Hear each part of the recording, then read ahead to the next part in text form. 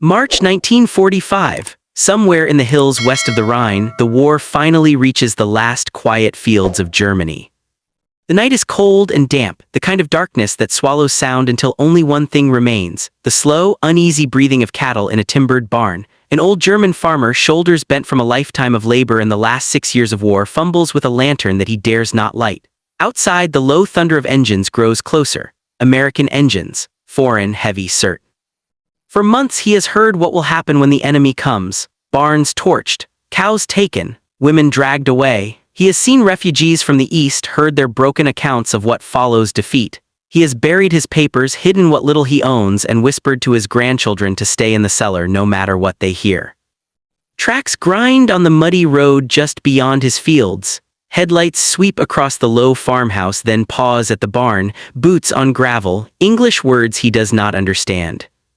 He waits for fire. Instead, an American officer glances at the cows, at the trembling family in the doorway, and issues a soft, firm order. 2 sentries are posted by the barn doors. Through the night, foreign soldiers pace back and forth, rifles slung, guarding the animals of their enemy so no one soldier, refugee, or straggler can steal or kill them. The old man does not yet know why this is happening, only that everything he has been told is suddenly in doubt. To understand how that moment could occur in a war that had burned so much of Europe to ashes, we have to step back and follow the long, brutal road that brought both men to that farmyard in 1945.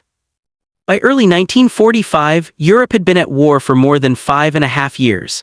Borders that had once seemed fixed were shattered lines on a map, cities that had taken centuries to build lay in ruins, and in the heart of the continent, the last fortress of Nazi power was collapsing in slow, violent stages. On the Western Front, the story had accelerated the previous summer. June 6, 1944, D-Day had put Allied soldiers back on the soil of Western Europe in force. From the beaches of Normandy, American, British, Canadian, and other Allied troops had fought their way through the Bocage, broken out at St. Lo and Avranches, and circled the German 7th Army in the Falaise pocket.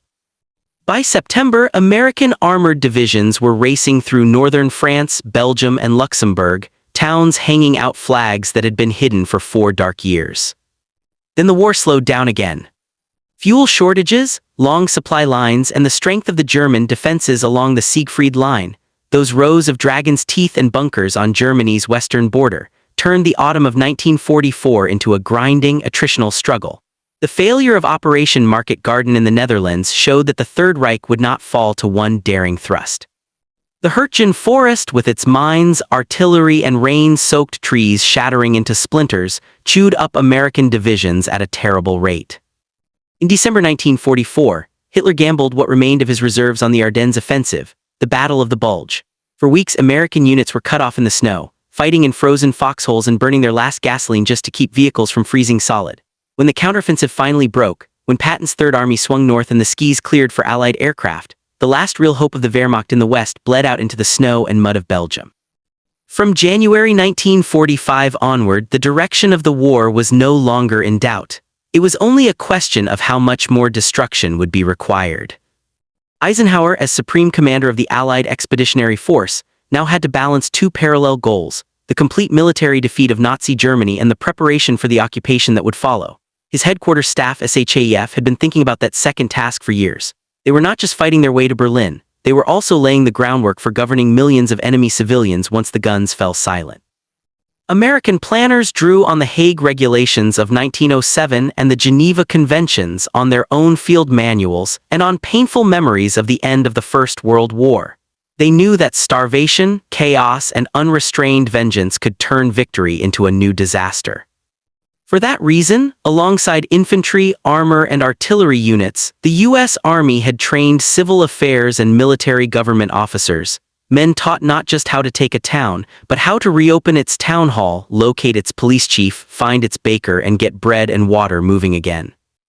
On paper, clear principles were laid down. Wanton destruction was forbidden unless it was demanded by military necessity. Property could be requisitioned but not plundered. Civilians were to be controlled, disarmed, and kept under tight surveillance but not deliberately mistreated. Commanders were reminded that the world was watching not only how they fought but how they behaved in victory. Yet while these rules were being written and refined, other parts of the war looked very different.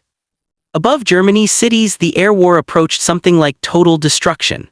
American and British bombers pounded industrial centers, transport hubs, and increasingly the dense urban neighborhoods around them. Hamburg, Cologne, Essen, and finally Dresden burned under waves of high explosives and firebombs.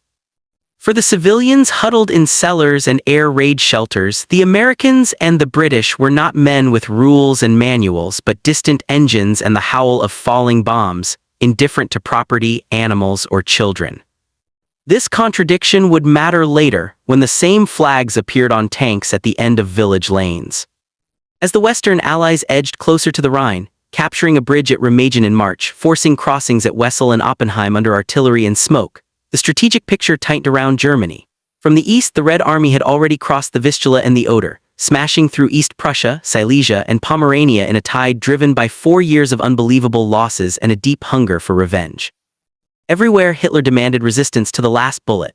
He issued the Nero Decree in March 1945, ordering scorched earth. German infrastructure, factories, even farms were to be destroyed rather than left for the enemy. But the gap between orders and obedience was widening. Many German officials and officers quietly refused to carry out such commands, especially in the West. They knew the war was lost, and they could see what had happened in cities already reduced to ash. On the home front, in the villages and small towns that had so far escaped the worst of the fighting, propaganda tried to hold minds in place as physical reality crumbled. Joseph Goebbels' ministry filled the airwaves and newspapers with visions of Anglo-American terror. Civilians were told that the Western Allies would treat them as subhuman, that they would steal everything, take revenge for every bomb dropped on London and Coventry. At the same time, stories, many of them true, of Soviet atrocities in the East spread westward with refugees, feeding a general fear of all Allied soldiers, no matter their uniform. Inside SHAEF, this psychological battlefield was understood in basic terms. American commanders knew they would be entering a defeated country, saturated in Nazi ideology and terrified of retribution.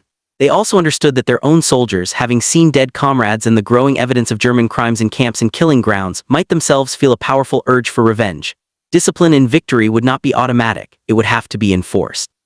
So by the time American units began to cross the German border in larger numbers in late 1944 and early 1945, two immense forces were on a collision course. On one side, an army trained, at least in principle, to occupy, not annihilate. On the other, a civilian population expecting the worst. Between them lay the German countryside, the last largely intact spaces of the Reich, where barns still stood, fields still yielded crops, and old men still coaxed their cattle through another hungry winter. The big maps at SHAEF traced army group arrows toward rivers and cities, but on the ground the advance translated into something much simpler. A column of tanks, trucks, and weary men turning off a main road into a narrow lane lined with farmhouses. Before those vehicles arrived, before the first American helmet appeared at the edge of a village street, life in those rural communities had been shrinking down to hunger, rumor, and waiting. In the winter of 1944-45, the German countryside was no longer a refuge, only a place where the war had not yet physically arrived. In villages scattered across the Rhineland, Hesse, Franconia, and Swabia, daily life had narrowed to a handful of repetitive tasks. Find food, keep warm, listen for distant artillery. The men between 18 and 50 were mostly gone, dead, prisoners, or somewhere on a front that seemed to move closer every week. Left behind were the very young, the very old, women and men with wounds or disabilities from the last war. Bombed-out city dwellers streamed into these villages whenever they could. Families from Cologne, Dusseldorf, Essen, and Frankfurt arrived with small suitcases and haunted eyes, lodged in spare rooms, barns, or schoolhouses. They brought stories of firestorms and collapsing basements, of children suffocated in cellars when houses fell on top of them. For the villagers, these accounts were both a warning and a distant horror, something that might still be avoided if only the front would pass them by, or if some miracle turned the war around. Food was short even in the fields. Years of conscription, requisition, and poor harvests had stripped German agriculture of manpower, machinery, and fertilizer. Horses had been taken for the army, fuel for tractors was nearly impossible to obtain. Older farmers and teenagers tried to do the work of full crews. Livestock, especially cows, were no longer just sources of milk and meat. They were a family's last insurance against starvation, a living bank account that could be slaughtered in an emergency. The state, however, never released its grip. Party functionaries, Ortsgruppenleiter and Kreislator, still appeared with clipboards and quotas. Delivery obligations for grain, milk, and meat had to be met under threat of fines or worse. In some areas, fanatical local leaders pushed the formation of the Volkssturm, the People's Storm militia of boys and old men called up in the autumn of 1944. In theory, they were to defend every village to the last. In reality, they trained with ancient rifles and too few cartridges, their drills watched with a mixture of pity and dread. Posters and radio speeches insisted that salvation was coming, new wonder weapons, a split in the Allied coalition, some last-minute shift that would make all the sacrifice worth it. At the same time, another set of messages flowed through official channels, ones that concerned the enemy's supposed intentions. Reports, sometimes couched as news and sometimes as rumor, described what would happen when Americans or British soldiers entered a German home. Looting, arson, assault. These stories mixed freely with genuine reports from the East.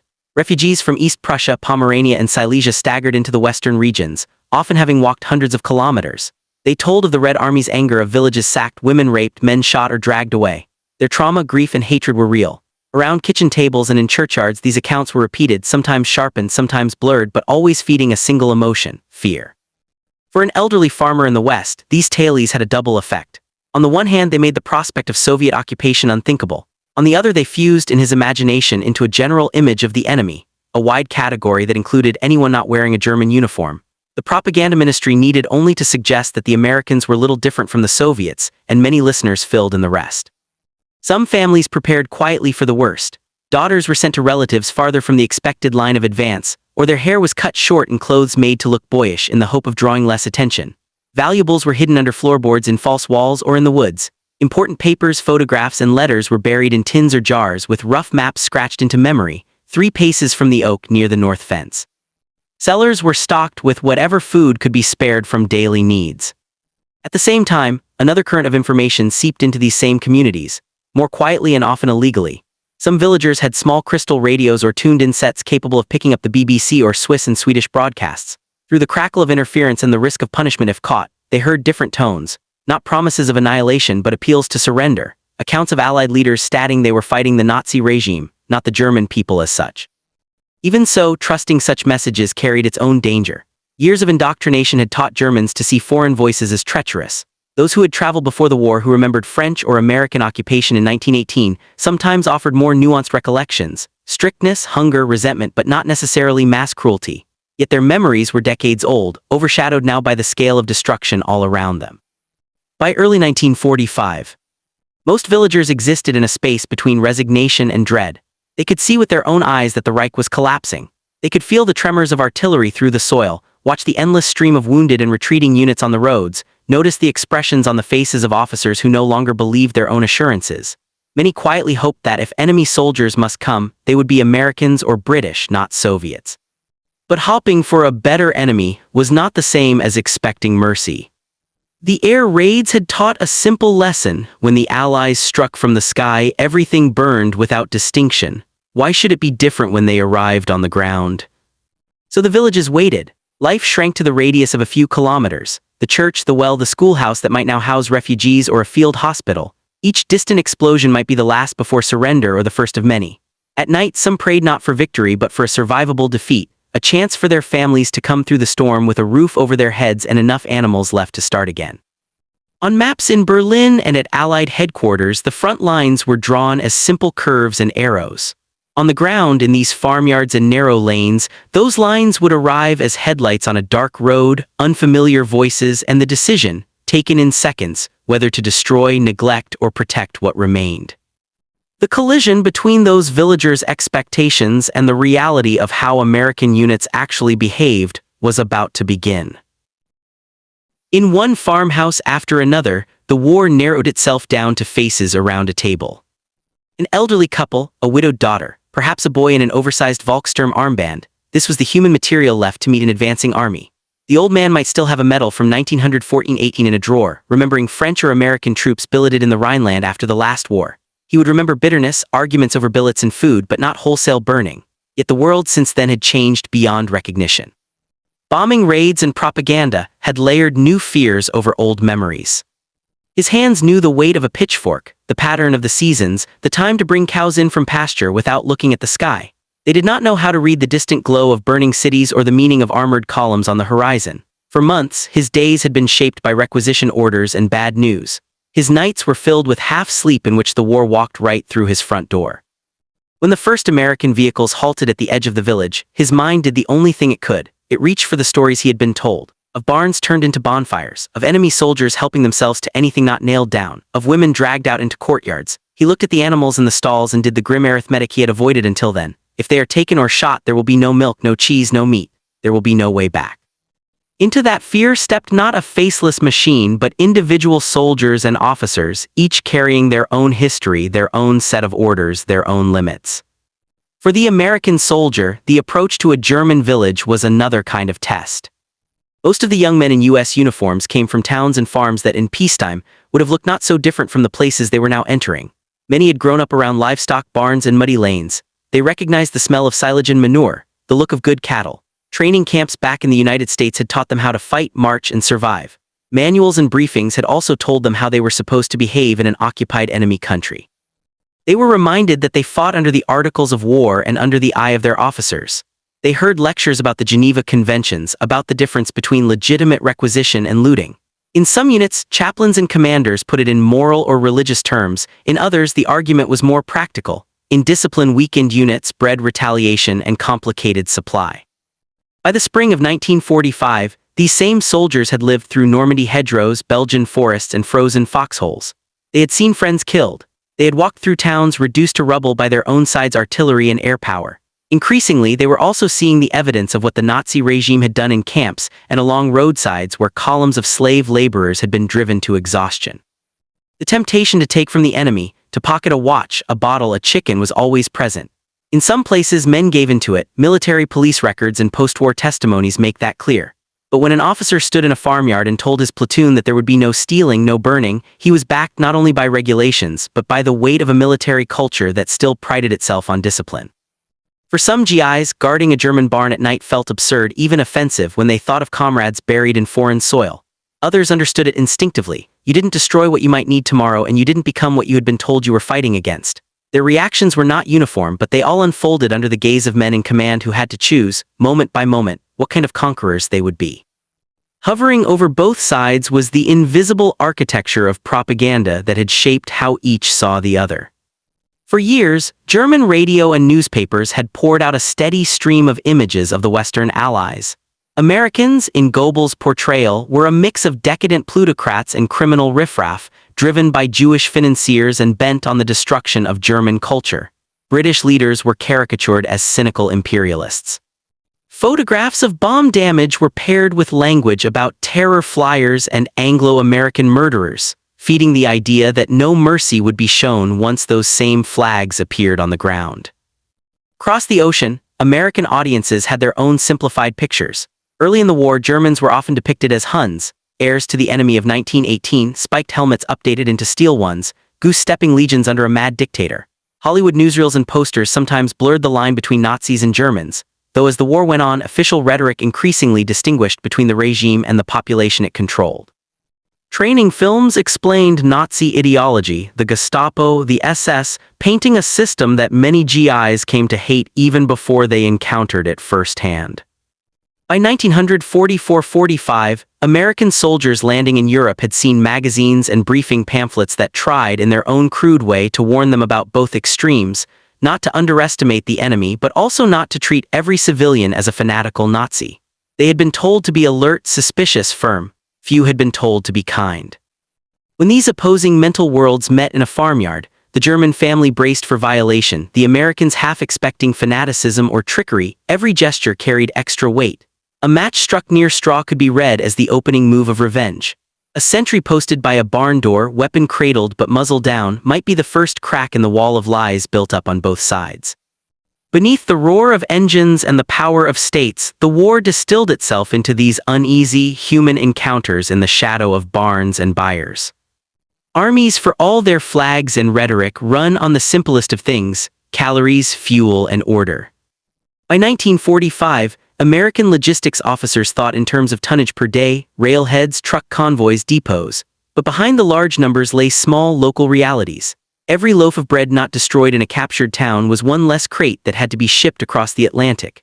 Every cow left alive in a barn could produce milk for civilians who would otherwise draw on Allied rations. Civil affairs manuals and handbooks prepared before the invasion of Germany made this logic explicit.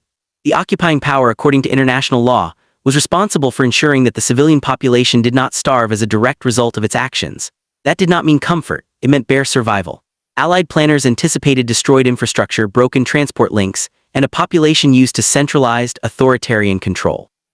They knew they could not feed millions indefinitely out of their own supply chain. So when American troops entered rural areas, they were under instructions, as far as combat allowed, to keep existing economic life going. Mills, bakeries, workshops, and farms were not, in principle, to be burned or casually looted. In some places, German officials were ordered to continue in their posts under supervision simply because there was no one else who knew how to run things. Livestock in that context were more than just animals. They were mobile nourishment, breeding stock, and the backbone of a future recovery. A dead cow was a brief meal and then a hole in the coming year's food supply. A living cow, guarded against chaos in those first days of occupation, meant milk for children, butter for bread, calves for the next season. There were other, more immediate reasons for posting guards at barns and warehouses. The front by early 1945 was followed by a turbulent wake. Retreating German soldiers released foreign laborers, prisoners of war in transit, and civilians on the move. In that confusion, theft and violence spiked. A barn could be stripped bare in a night not only by hungry Allied soldiers, but by anyone desperate enough to break a lock. An officer who ordered 2 men to stand watch over a buyer was, in that sense, doing something entirely practical. He was protecting resources the army might later requisition in an orderly way, preventing disputes and signaling that discipline still applied. Yet for the farmer in the doorway, for whom the herd was not a line item but a lifetime of work, the effect went far beyond logistics. It turned what could have been another act of wartime consumption into the first hint of stability. Behind the sentries' boots in the straw stood a chain of command that reached far beyond the village. Eisenhower had been explicit about his expectations. He told his commanders that the conduct of their men toward civilians would be a test of American character as much as their performance in battle. Under him, theater and Army Group headquarters issued circulars that reiterated long-standing rules. Pillage was forbidden, wanton destruction punishable, offenses against civilians subject to court-martial. Even before the final form of directives like JCS 1067, drafts and preliminary guidance stressed that Germany was to be controlled and disarmed, not laid waste for its own sake. These instructions filtered down through corps and divisions to regiments and companies as standing orders, briefings, and sometimes hurried talks before a move. Commanders reminded their men that they were not to enter civilian houses without authorization, that all significant property was to be reported, and if necessary, guarded. In some units, examples were made of soldiers caught looting in France or Belgium. Word of a man sentenced to hard labor or worse for assaulting a civilian traveled quickly along the grapevine. On paper it was clear. On the ground it came down to individual decisions by lieutenants and sergeants whose days were already crowded with tasks. Securing perimeters, arranging billets, setting up communications, caring for their own wounded. If a junior officer looked at a nervous German family in a barn full of animals and chose to assign a guard detail, he did so with these overlapping pressures in mind: law, policy, his commander's expectations, and his own sense of right and wrong. Sometimes that sense had been sharpened by what he had seen in the past months. The liberation of camps like Ohrdruf, Buchenwald, and Dachau exposed ordinary American units to the machinery of mass death. Photographs taken at the time show hardened combat soldiers stunned into silence, faces averted. The realization that they were confronting a regime responsible for such crimes could easily have tipped some toward seeing all Germans as complicit and deserving of any treatment. That it did not do so systematically in the West owed much to the insistence of senior leaders that the enemy's guilt did not erase the law. The distinction between trying war criminals and punishing an entire nation by unrestrained violence was maintained, imperfectly but deliberately. In that sense, an officer standing in a barnyard in 1945 carried not just a pistol and a map, but an entire framework of American self-understanding, that their power to be legitimate had to be exercised with restraint. He knew there were eyes on him, not only those of his men who would learn from whatever he tolerated, but the cautious eyes watching from the farmhouse windows. The choice to guard rather than burn, to regulate rather than plunder, was a quiet declaration of what kind of victor he intended to be. Beyond that farm, the war was ending along very different lines. In the east, the Red Army advanced through territories that had seen some of the worst atrocities of the German war. Villages in Belorussia, Ukraine, and Russia had been razed, their people murdered or starved. Entire towns had been wiped from the map. When Soviet troops crossed into East Prussia, Pomerania, and Silesia, they did so with memories, personal or inherited, of 3 years of savage occupation and tens of millions of dead. The result was an eruption of vengeance that German civilians in the West heard about in fragmentary, horrifying detail. Places like Nemmersdorf in East Prussia became shorthand among refugees for rape, murder, and indiscriminate violence, though individual stories often blurred in the retelling. Nazi propaganda seized on these reports, amplifying them, sometimes inventing details, but the core reality of widespread Soviet reprisals was not a fabrication. On that Eastern Front, barns did burn, animals were slaughtered or driven off, and women and children bore the brunt of an occupying army's rage and grief. The Soviet leadership alternated between attempts to rein in excesses and tacit acceptance of revenge as a dark compensation for suffering. For the people fleeing westward, there was little distinction. The uniforms behind them represented terror. German villagers in the West, hearing these accounts and seeing the tide of refugees surge through their squares, tended to merge all Allied forces into a single, threatening mass. It took direct experience to separate the reality of American occupation from the specter of Soviet retribution they had come to fear. This is not to say that Western occupation was free of abuse. Rapes, thefts, and killings by American, British, and French soldiers did occur, sometimes punished, sometimes buried. Strategic bombing had already exacted a merciless toll on urban populations, yet particularly in rural areas under U.S. control, a pattern emerged in which destruction was more often linked to clear military objectives, and in which attempts were made, uneven but real, to preserve the basic means of life. Over time, the contrast between East and West became one of the defining experiences of defeated Germany. Families who had their barns protected by American sentries heard, months and years later, from relatives who had endured the Soviet advance. Their stories sounded like different wars. In that divergence lay the seeds of the political division that would soon harden across Europe. For the moment, though, all of this policy, vengeance, law, propaganda converged on specific, unremarkable places. A slope of muddy field, a cluster of houses around a well, a row of sheds and stalls with their distinctive smells and sounds. It was along those lanes, between those walls, that the first American vehicles finally rolled to a halt, engines ticking in the cold air, and the decisions that would shape one village's memory of defeat had to be taken in the space of a single night. Night fell early that March, pressing low clouds down over the hills and swallowing the last outlines of the village. On the main road, the first hint of the American advance was not what the farmers had imagined from posters and shouted slogans. It was a dull glow on the horizon, the restless glimmer of headlights muffled by blackout hoods and drifting mist. Then gradually the sound separated itself from the wind, the clatter of half-tracks, the deeper growl of tanks, the lighter hum of jeeps. Metal treads met cobblestones somewhere beyond the line of trees. In the farmhouse kitchens, lamps were turned down or extinguished entirely. Families moved toward the cellars or into interior rooms, the instinct refined by years of air raids now turned sideways, into a fear of footsteps instead of falling bombs. Bibles and rosaries came out of drawers. A few last documents were slipped into hidden compartments. The old men felt for the weight of keys and the familiar worn wood of doors they might soon be forced to open. In one of these houses, a narrow timbered building with a low barn attached, generations had lived and died without seeing a foreign soldier on their own floorboards. The current head of the family, white-haired, his gait stiff with arthritis and old war wounds, had watched his sons march away in earlier years. One was somewhere in Russia or perhaps nowhere at all. Another was missing in Normandy. The war for him had arrived mostly as telegrams and requisition orders. Now it was outside his gate. The advance guard of the American battalion fanned out as they left the main road. A company was assigned to secure this village, more out of routine than drama. Orders handed down along the column were blunt and functional. Occupy, search for weapons and soldiers, secure crossroads, avoid bunching vehicles in streets that might be mined or covered by hidden guns.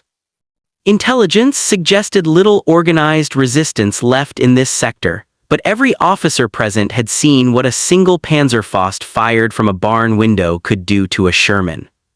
The lead tank rolled slowly into the village street, its turret scanning left and right. Behind it, infantrymen moved in short, practiced bounds, hugging walls and doorways, rifles at the ready. A few white sheets or tablecloths already hung from upper windows, stiff in the damp air. Somewhere, a dog barked and then fell silent at a shouted word in German. The old farmer, peering through a crack in his shutters, registered impressions in fragments, the unfamiliar outline of American helmets, bulkier than his own army, the way their boots struck sparks from the cobblestones, the foreign cadence of commands. He could not understand the words, but he understood control. These were men who knew exactly where they were putting their feet. His thoughts, however, kept circling back to the barn.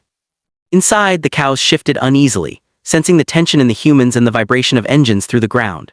Their bodies represented everything that still tied the family to this place. Milk rationed carefully among neighbors and refugees, the possibility of meat if things grew even worse, the chance of rebuilding after the war with calves and cheese to sell. In his mind, he had already seen them shot where they stood, or driven away at gunpoint, or left to burn with the straw. American doctrine, written far from this particular village, said something else. The company commander who stepped down from his jeep at the central square had been briefed before they crossed the border. He was to secure public buildings, identify the Bürgermeister and any remaining police, disarm visible Volkssturm or Wehrmacht stragglers, and ensure that no one civilian or soldier set off a chain of indiscipline. He knew that in France a few men had been court-martialed for looting. He had no intention of seeing his unit's record stained that way at the very end of the war. Patrols were sent down the side lanes. In twos and threes, soldiers approached doors and barns, knocking with rifle butts or calling out. Resistance where it still existed tended to show itself quickly. Here the doors opened slowly, hands empty, eyes wide. An interpreter, if present, might stand behind the lead man, picking out enough German to reassure or to threaten as needed. At the farmhouse with the attached barn, the knock sounded like a shot. The old man's granddaughter flinched. He looked once at the crucifix on the wall, then went to the door and opened it. On the threshold stood a young American, barely older than his missing son. Behind him in the yard, two more figures waited, silhouettes against the glare of a vehicle's headlamp. The soldier in front gestured, hands spread, then one thumbed over his shoulder toward the street. The meaning was simple enough: they were here, they would come in, no one was to make trouble. The family stepped back. Boots crossed the threshold, mud scraping on the boards. A quick look through the rooms, no uniforms, no weapons, nothing that looked like a radio transmitter. The officer who followed ducked his head under the low beam, scanning with a practiced eye. This was not an SS safe house or a command post. It was exactly what it appeared to be, a poor farmhouse crowded with refugee suitcases, the air thick with the smell of cabbage soup and soap. Then his gaze shifted to the half-open door leading to the barn. For an officer trained in civil affairs principles, or at least briefed in them, the barn was both a risk and an asset.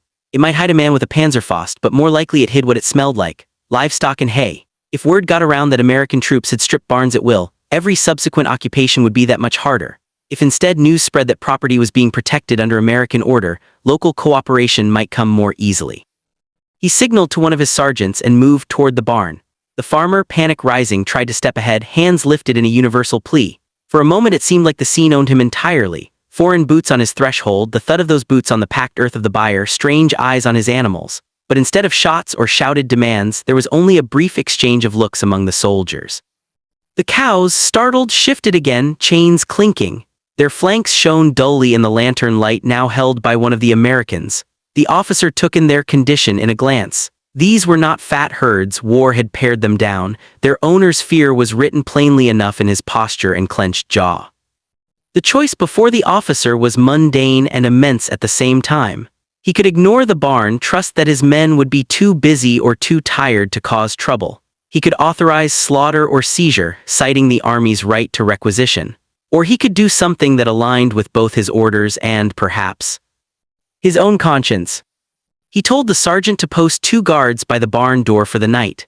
Their task was simple: no one, American or otherwise, was to go in or out without permission.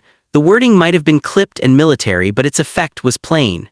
The barn was no longer open prey in the confusion of the advance. It had become formally something under protection. The farmer did not grasp the nuances of occupation law. He saw only that 2 foreign soldiers now stood where he had imagined looters, that their rifles pointed outward rather than inward. When one of them, settling into his post, shifted his stance to avoid startling a particularly skittish cow visible through the gap in the door, the old man noticed that too. Outside, the village settled into an uneasy new pattern. American vehicles lined the main street, motors ticking as they cooled. Sentries took up positions at crossroads and in front of the church. Somewhere in the schoolhouse, maps were spread out under a lantern as the company commander reported by radio to his battalion: village secured, no resistance, civilians compliant. In the barn, the smells were the same as they had been the night before, but layered over them now was the faint tang of unfamiliar tobacco and the creak of webbing when a sentry shifted.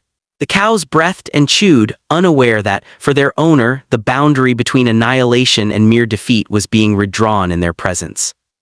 Distant artillery rumbled, marking the movement of other fronts. Here, at the edge of this small field, the front had passed not in a storm of fire but in the quiet packing of 2 guards between barn and yard. The farmer did not sleep much that night, neither did the sentries. They shared the same darkness, each listening for different threats. When dawn came, pale and cold over the tiled roofs, it revealed something the villagers had not expected to see. Their barns still standing, their animals still alive, watched over by the very men they had been taught to dread. The morning unfolded slowly, as if the village itself did not quite believe it had survived the night. Mist clung to the fields, softening the outlines of hedges and fences. Frost silvered the wagon ruts. Smoke began to rise in tentative threads from chimneys as women lit stoves, their hands still shaking. Somewhere, a rooster crowed, an ordinary sound that, for a fleeting second, felt like a miracle. In front of the barn, the two American sentries stamped their feet against the chill. One rubbed his hands together, glancing up as the farmhouse door opened a crack. The old man stepped out, cap in hand, his movements cautious, as though any sudden gesture might break whatever fragile arrangement had been made in the darkness. He saw the same figures as the night before, but daylight stripped away some of their menace. Their uniforms were worn, faces lined with fatigue. One looked barely older than his grandson. Their rifles were still there, but cradled rather than brandished. When he moved closer to the barn door, one of the guards stepped aside half a pace, making room, an instinctive adjustment to shared space. Around the village, similar scenes played out. Doors that had been bolted now opened to reveal pale, sleepless faces. Children pulled back by anxious hands peered from behind skirts. American soldiers walked the streets, some searching for billets, others posted at crossroads. A few stood awkwardly as women brought out buckets of water, testing the boundaries of this new order. The feared wave of arson and plunder did not wash over the houses. Instead, officers and sergeants spun out a web of control. Guards at the church, at the school, at the mill by the stream. In many communities across the Rhineland and into central Germany, bakeries found soldiers at their doors not to seize loaves, but to prevent hungry strangers from emptying shelves before distribution could be organized. Granaries, depots, and farms were placed under formal protection, chalk marks or posted notices declaring them under U.S. Army authority. Post-war reports and village chronicles, written in careful script in the late 1940s and 1950s, recall this with a kind of astonishment. Men and women who had spent weeks expecting annihilation wrote about the Americans posting guards at barns, warning off not only their own troops but also passing refugees and desperate locals. Former U.S. soldiers in letters and memoirs mentioned long, cold watches over places that had nothing to do with frontline glory: a brewery, a flour mill, a herd of cattle. Word spread quickly, because in 1945 news moved at the pace of feet and wheels and the roads were crowded. Refugees leaving one village carried stories to the next. Farmers whose cousins lived down the valley sent messengers. Priests and mayors, once they realized the pattern, quietly advised their congregations and neighbors. Stay calm, hide nothing essential, cooperate, and you might keep your roof and your animals. None of this erased the hard edge of occupation. American units had priority over housing. Families were told to clear rooms or entire homes for billets. Food was requisitioned, sometimes with receipts, sometimes with brusque orders that felt little different from the demands of the old regime. Strip searches and searches for weapons were invasive by nature. There were arrests, interrogations, the sudden disappearance of men suspected of belonging to the SS or the party apparatus. And there were darker incidents that became their own bitter stories. Military police and judge advocate records show court-martials for rape, manslaughter, theft, and brutality against German civilians. Not every offender was punished, not every crime was reported. A night guard at one farm might be a model of restraint, while a soldier billeted in a neighboring house violated everything his own regulations forbade. Women learned quickly which streets to avoid after dark, which uniforms to trust more than others. The myth of a flawlessly humane occupation grew only later. At the time, people navigated a landscape of risk. Yet, especially in rural zones under American control, the structure held more often than it broke. For every theft, villagers could point to a counterexample: rations shared with hungry children, medical attention given to the sick, livestock defended against looters. Over days and weeks, this balance of fear and relative security began to alter German behavior in ways the planners in SHIEF had hoped for but could not guarantee. Local Nazi officials found their remaining authority eroding rapidly. When a Kreislator demanded last-ditch resistance, but the same townspeople had just watched American troops protect their barns and businesses instead of burning them, his calls for sacrifice rang hollow. The argument that surrender would bring utter ruin no longer matched what was unfolding before people's eyes. In some places, mayors took careful note of this shifting mood and acted on it. There are documented cases of village leaders approaching American officers with specific requests: to place guards at a particular factory to spare a bridge to protect church archives or livestock. Sometimes such requests were denied, brushed aside by more urgent tactical concerns. But often enough, especially where resistance had been minimal, they were granted. Every such accommodation deepened a new transactional relationship. The occupiers would maintain order and protect key assets. The occupied would follow instructions, hand over weapons, and provide information on hidden mines, arms caches, or die-hard Nazi elements. It was not friendship, not yet, and certainly not equality. But it was a form of coexistence grounded in mutual recognition of practical needs.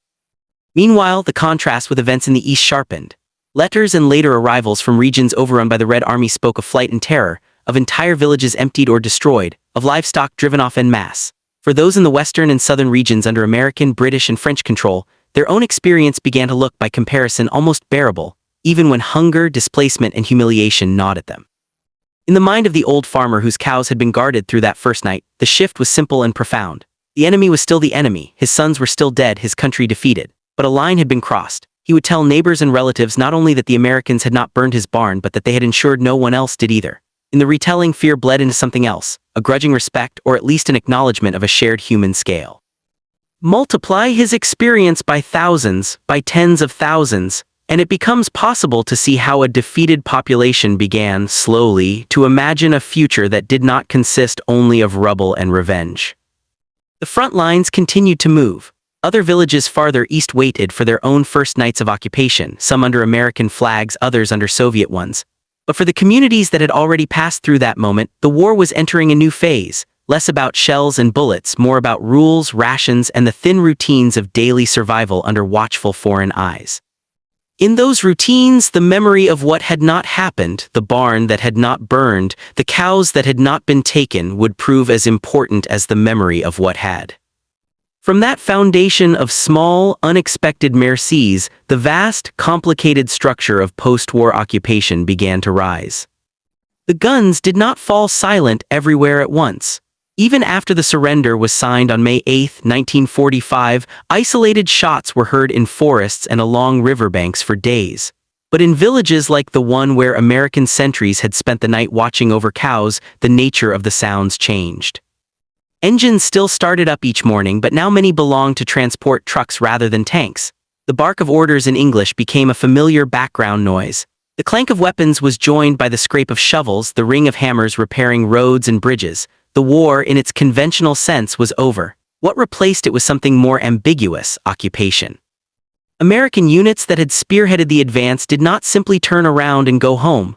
They were restructured, some demobilized, others assigned to military government duties. Civil affairs officers who had operated in the shadows of combat formations stepped forward. Their task was to turn battlefield possession into something like governance. In the American zone, covering Bavaria, Hesse, Württemberg-Baden, and parts of northern Germany, orders from higher headquarters crystallized around a single directive. Germany was to be completely disarmed and demilitarized, the Nazi Party dismantled, and any future threat neutralized. Economic policy, under directives like JCS 1067, was initially harsh on paper. The occupiers were told not to take steps specifically aimed at restoring the German economy beyond what was needed to prevent disease and unrest. Yet that phrase, prevent disease and unrest, did a great deal of work. In practice, it meant that American officers had to ensure that millions of people did not starve. Transportation networks lay in ruins. Bombed-out cities could not feed themselves. When the first post-war harvest came in the autumn of 1945, agricultural output across Germany was barely half of pre-war levels. The winter of 1945-46 and then 1946-47, the hunger years, brought calorie rations for many urban Germans down to roughly 1,000,200 per day, sometimes less. Against that backdrop, the decision months earlier to leave barns standing and herds intact took on a different weight. In the countryside, farmers who had feared the torch now found themselves visited by American officials with clipboards and lists, much like the wartime German authorities but with a different mandate. They were required to declare their holdings, acres, livestock, stored grain. From these, quotas were set for deliveries to collection points, from which food would be distributed to nearby towns and to the sprawling camps of displaced persons, freed foreign laborers, former prisoners, refugees. There was grumbling, of course. Many rural families felt squeezed between their own hunger and the demands of occupation authorities. But they were at least working with something. Where barns and fields had survived the fighting more or less intact, even if short of manpower and fertilizer, there was a base to rebuild from. American military government reports from the period are filled with dry statistics that, read carefully, tell a human story. They note the number of draft animals per district, the condition of dairy herds, the acreage planted in potatoes, rye, and oats. They describe efforts to procure seed, to repair local mills, to prioritize coal deliveries to grain drying facilities. Underneath the jargon, one can sense the urgency. If these systems failed, the occupiers would face not just moral failure but riots, epidemics, and political chaos. In the old farmer's village, the initial shock of having foreign soldiers in the spare bedroom slowly gave way to a routine. Curfews were posted, passes issued. The church held services again, now under the eyes of men in unfamiliar uniforms who sometimes slipped into the back pews out of curiosity or homesickness.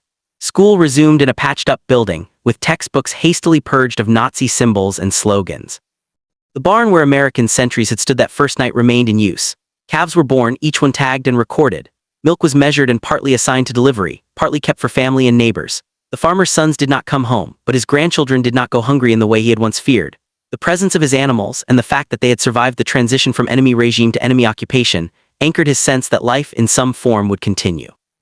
Not all American soldiers embraced their new role as guardians and administrators.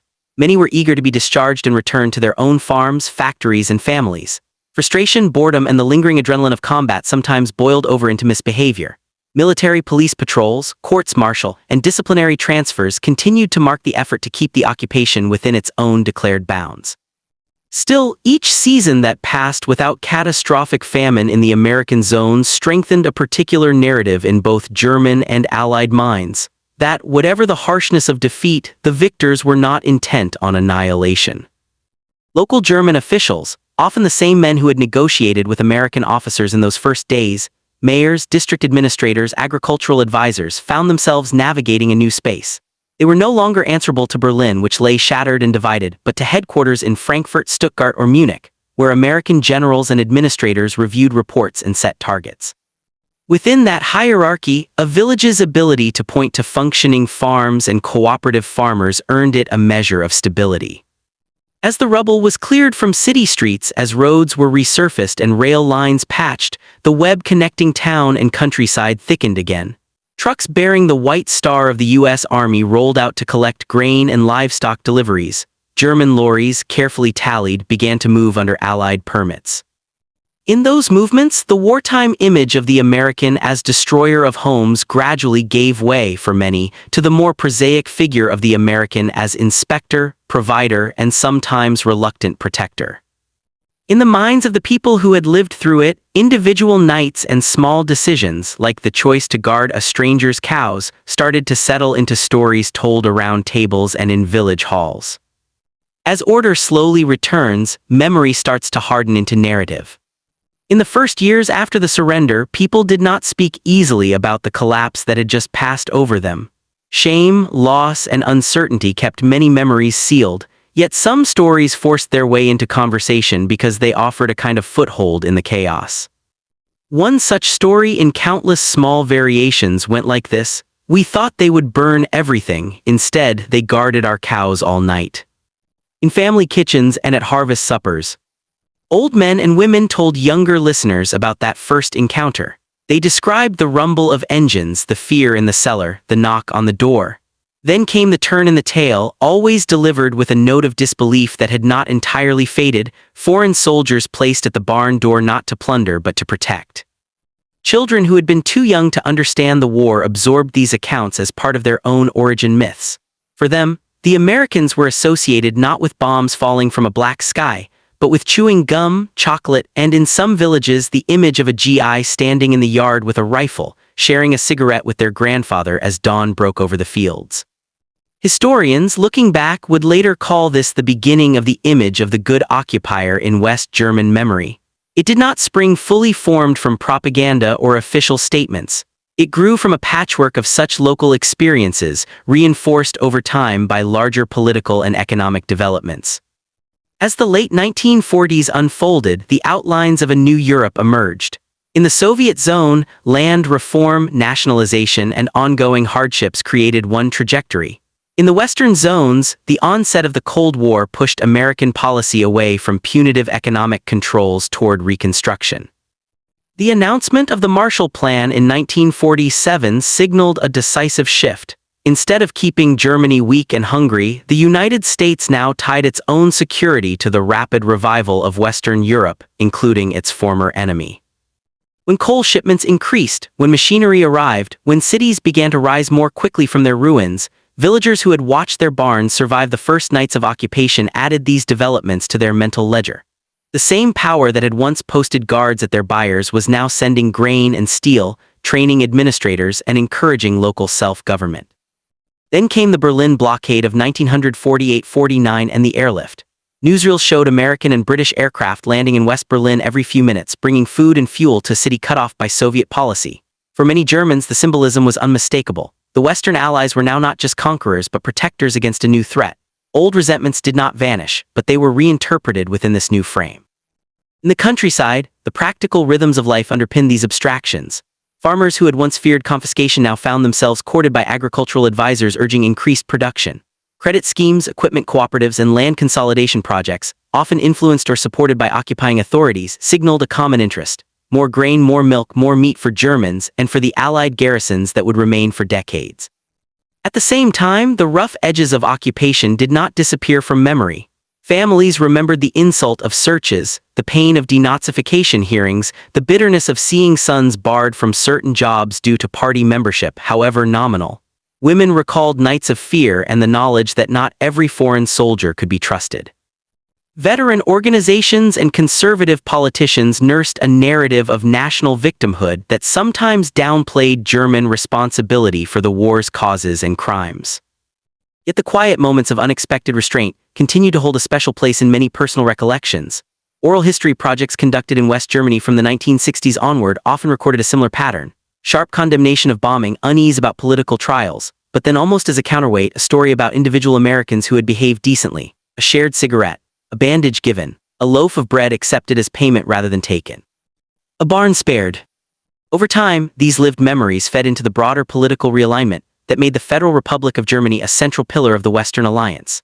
When West Germany joined NATO in 1955, it did so after a decade in which millions of its citizens had experienced the American military not only as the army that had defeated them, but as a force that more often than not enforced rules, upheld a basic order, and prevented wholesale retribution.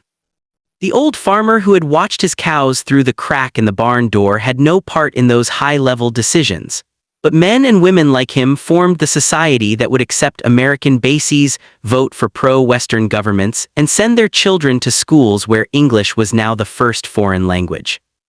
Their willingness to live with the presence of those bases, to trust that the uniforms on the streets of their towns would not suddenly turn on them, rested in part on the memory of how those uniforms had behaved in their most vulnerable hour.